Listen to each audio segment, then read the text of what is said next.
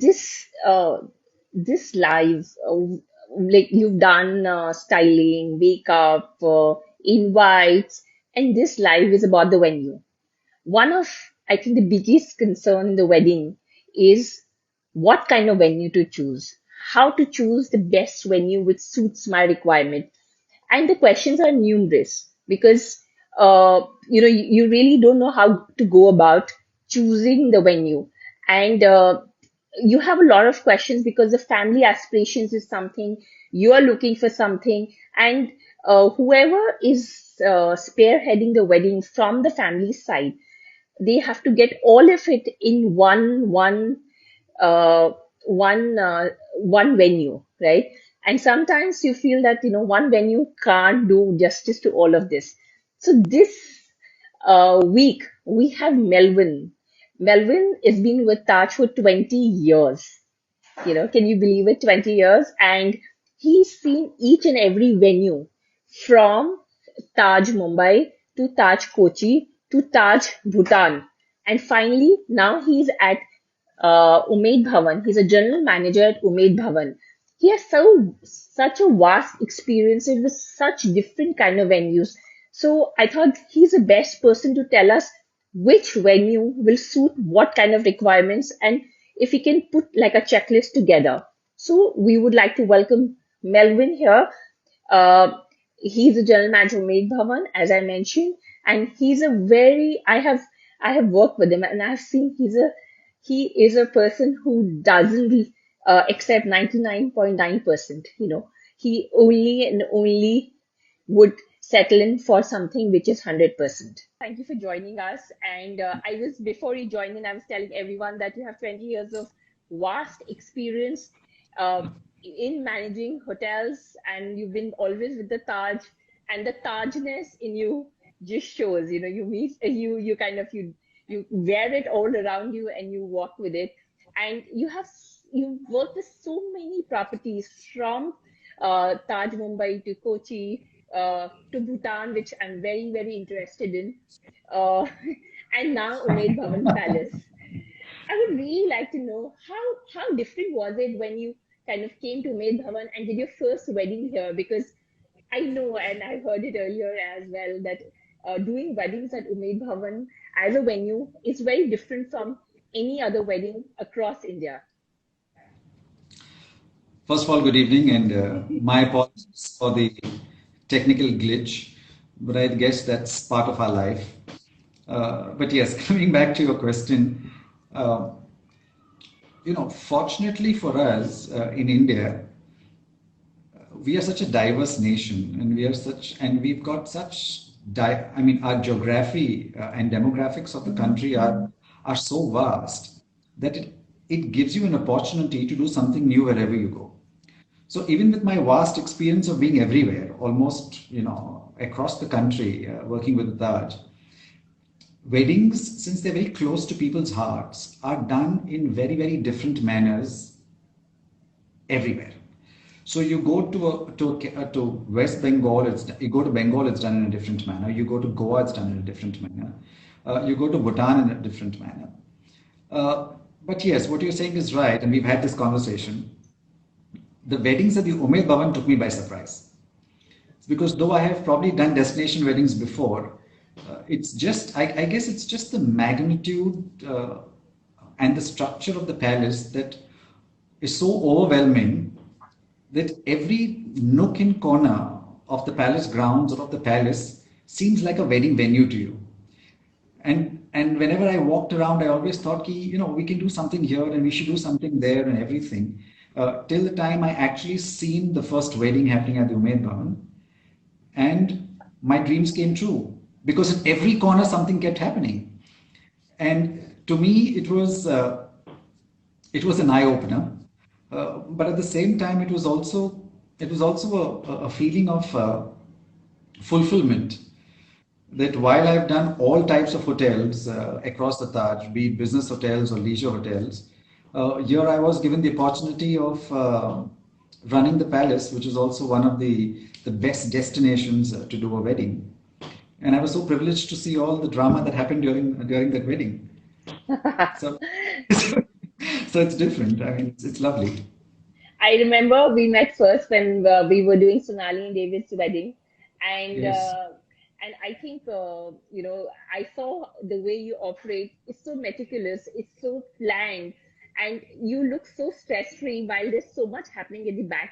But I have always seen you with a smiling face, and whenever you met the guests feel so warm, and it's really amazing the way you handle operations there. And a lot of couples have joined us today.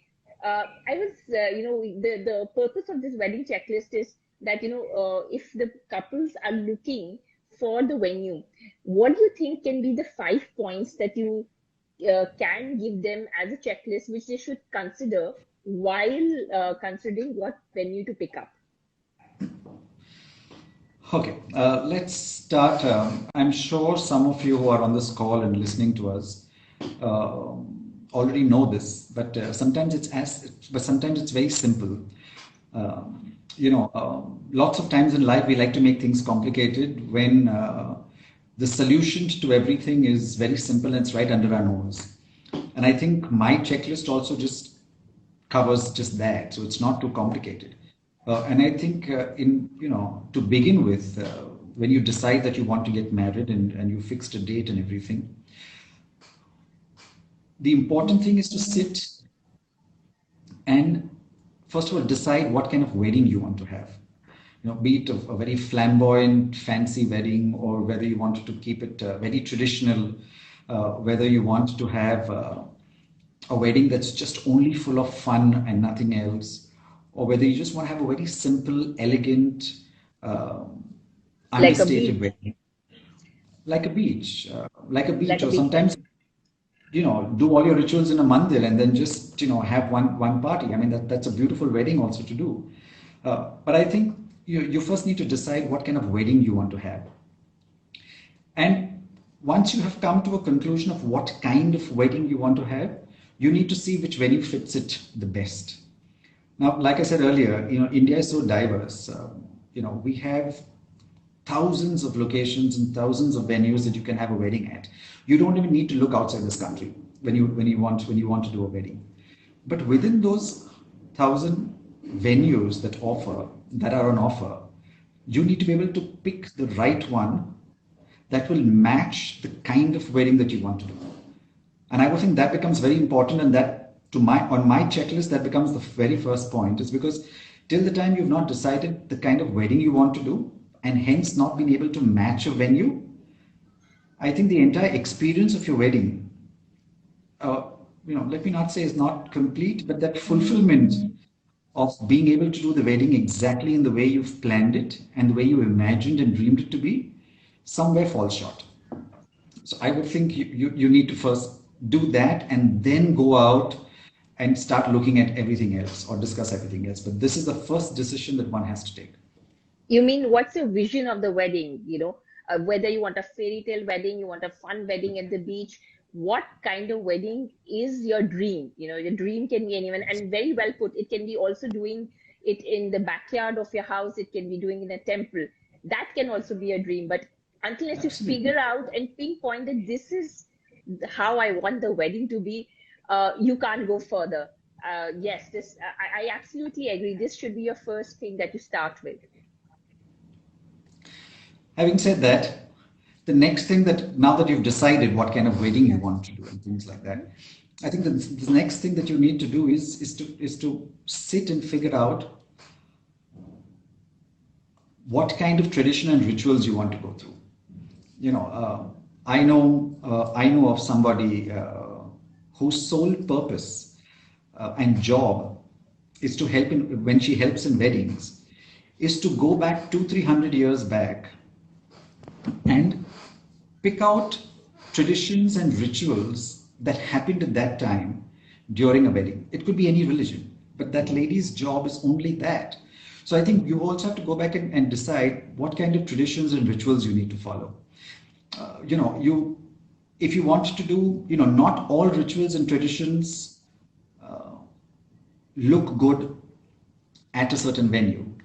Okay, so if you're doing a beach party, if you're doing a beach wedding is a beach wedding. And yes, though you have to go through tradition and rituals in a wedding, but sometimes you want to keep it minimalistic. But sometimes you want to go the whole year and say, if there are 40 of these rituals Yes. and traditions that I want to do, then I will do that. But then again, those that kind of a concept does not really fit everywhere. So while you have decided the kind of wedding that you want to do, you also have to go back and figure out how many traditions, how many rituals, what kind of traditions you want to follow in your entire wedding. I'll give you an example. When Priyanka Chopra got married here, uh, she knew that she wanted to do the Christian wedding and she also wanted to know the Hindu wedding. But to make sure that both the religions amalgamated well, okay, she restricted her the Indian traditions and rituals to and do the whole hog. And because she did that, it's not because she did not want to do it, but because she kept it minimalistic. It merged very well with the Christian wedding and rituals. So you need to be able to decide that. And once you decide that, things start falling into place. You've seen I it. yes, I absolutely agree. I think if you want to do something with traditions and rituals, I think Umaid Bhawan I've seen is the best venue because you have so much of history and so much of tradition and culture which kind of comes with the venue that it really, really brings that whole ambience together. And of course, like you said, if you're in a beach wedding, then you might not want to do so much of tradition rituals because the vibe of the venue is very different. So the vibe of the venue has to match with how much traditions and rituals you want to do. Absolutely, absolutely. I agree on this. What would you say is a third point then the couple should look at? Go and visit the property. Okay, so Reiki's so This is I Reiki, think intended because if you come to Umaid Bhavan, you can't say no to it. you can't say no. No, but you can't say no. I mean, if you step into Umaid Bhavan, you're getting married here, and it's a given. I mean, you don't go back with a change of mind. Yes, but visiting the property and the location is also very important. Is because while you have all of these things in your mind and you've decided what kind of wedding you want to do and how you're going to look and where you're going to walk from and where the fairas are going to happen, etc., and things like that, it becomes very, very important to be able to go back and physically uh, visit the venue or the hotel or the property or no matter where you are. Is because you may have a lot of people and a lot of information through the internet and all that about what the property looks like, the kind of lawns they have, and outdoor spaces and indoor spaces. But when you are physically at the property and you're walking around, uh, you know, you literally become one with it, with the property. And while you're walking around and doing your Reiki and checking out the venues and the outdoor spaces and indoor spaces, you tend to get this feeling of you're already the bride or you're already the groom and you've already begun to walk and you begin to get that vibe, and it is instantly that you know that the vibe is right, and hence this is the right place for a certain wedding. So at venues, for instance, at the Umaid Bhavan, I mean, we've got multiple lawns that you can have functions in. We've got indoor spaces where you can do events. Now, when you walk around these lawns, when you come on a property visit, Okay. you automatically feel it in your heart when you're walking the lawns that this is the lawn that my sangeet is going to happen. Or you walk to another lawn and you can feel it in your heart that this is where I want to do my mehndi and this is where I want to do. And out of the 8 lawns that we have, 8 or 9 outdoor spaces that we have, if you are only going to do four events, it means out of 8 you've got to pick up 4. And you automatically, when you're walking, you get this inner feeling that this is the right outdoor space for this particular event or this particular function. And that's the reason why it becomes very, very important for physical property check without having to without having to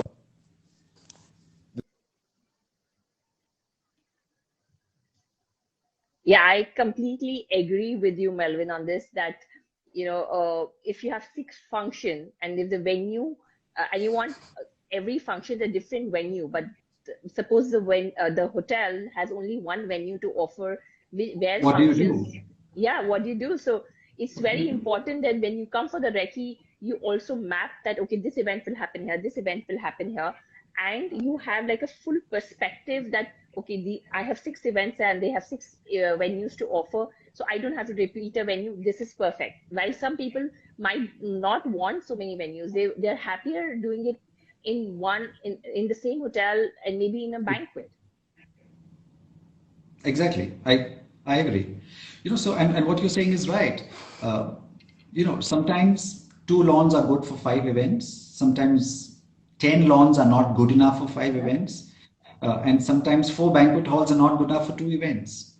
So when you go and visit the property, see, for me, weddings are it's very close to my heart.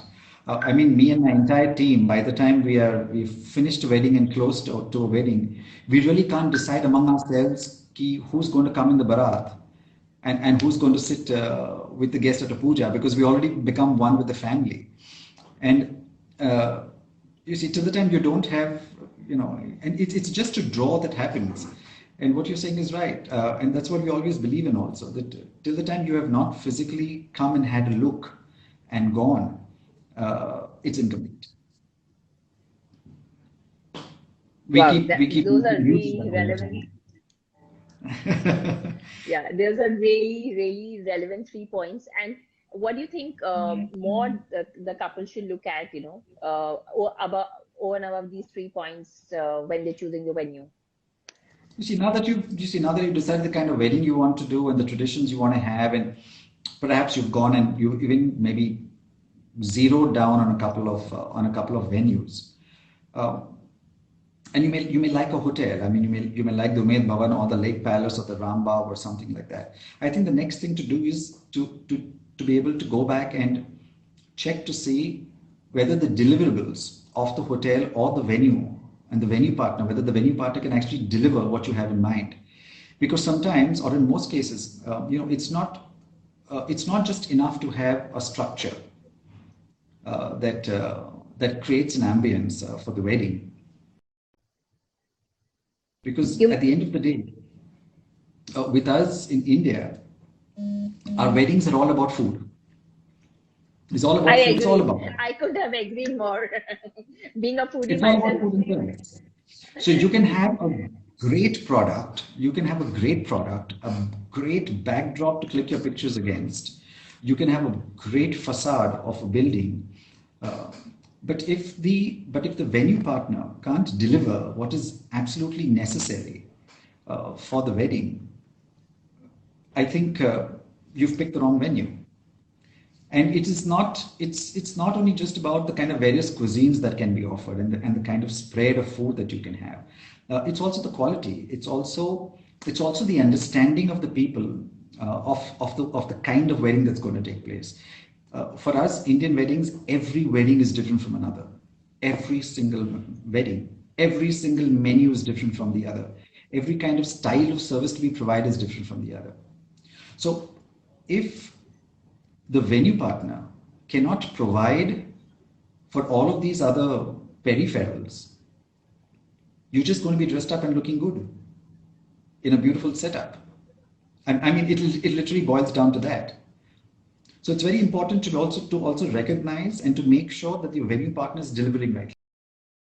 While you were not there, I was talking to everyone, and I started talking about that one point that you had brought up earlier is that we as a country are very competent. We have so many venues and so many hotels and so many destinations we can all cater to almost all the weddings. And I said, uh, as a company, think we was anyways believes in getting business weddings to India, because when we have venues like Umaid Bhawan and the kind of palaces we have, you know, there's so much more to it.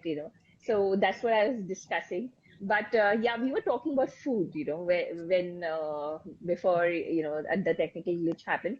So we were talking about food, and we were talking like on a beach side, if you can't have dal bati, or in like have a lot of seafood in Rajasthan, because that's not the competencies the hotels have. So ideally, when you choose the venue, also look that what is the core competence, and also give the local flavor, because if you come to a destination, it's very important that you serve the people the local flavor of the city.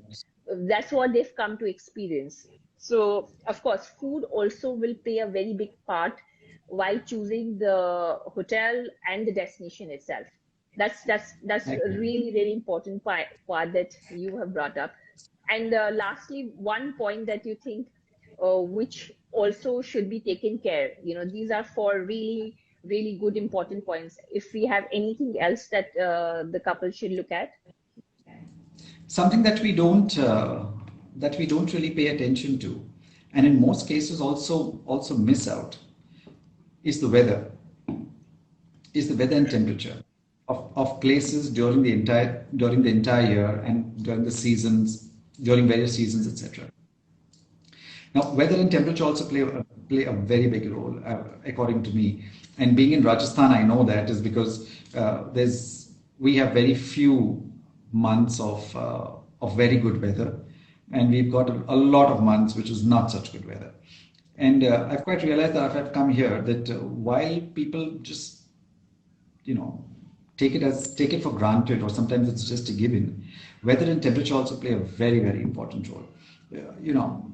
You don't want your guest and yourself to be all dressed up in your finest, and come to an event or a party, and then become very uncomfortable in that weather. And fortunately for us in India, we have wedding dates throughout the year.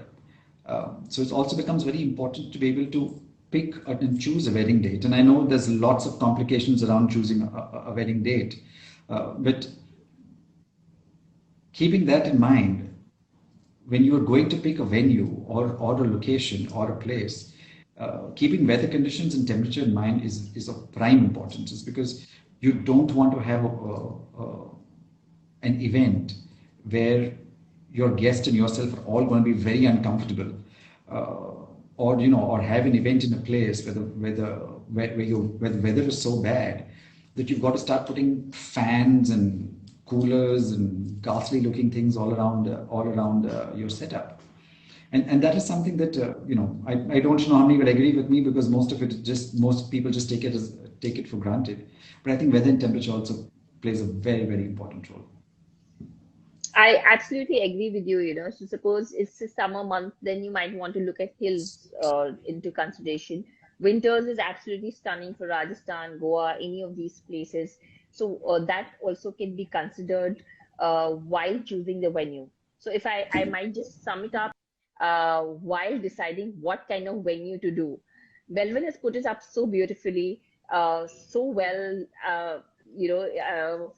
The checklist is absolutely stunning, and I'm sure everyone who's here has a very big take back, and now it'll be very easy for them to decide which venue to pick, because it's Melvin, I have sat in so many meetings as a planner, and I'm trying to do this with the family. Everyone has their own viewpoint, vision, and mostly to bring them to one consensus is really, really difficult. So I would also try and use the same checklist next. So I was just talking to everyone that we're gonna ask you for more points to look at while you are actually looking the overall venue, not only the venue, the overall wedding. You have such vast experience, and we will not leave you with only a venue checklist. We'll ask you more points that the couples should look for.